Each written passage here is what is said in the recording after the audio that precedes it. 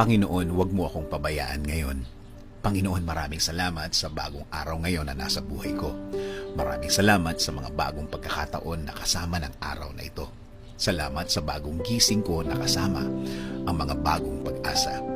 Panginoon, hinihiling ko po sa inyo na huwag niyo po akong pabayaan ngayong araw. Huwag niyo po akong iwan.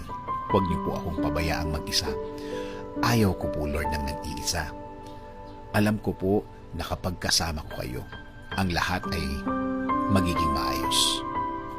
Ang lahat ay tatakbo ng maganda at tahimik. Ang isang araw na kasama kayo, Lord, ay isang araw na nasa tama ang lahat. Alam ko, Lord, na ikaw ang magiging guide ko.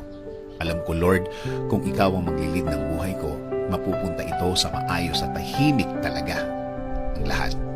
Dahil alam ko na ang araw na ito ay bahagi ng inyong magandang plano. Lord, nasa gitna po ako ng isang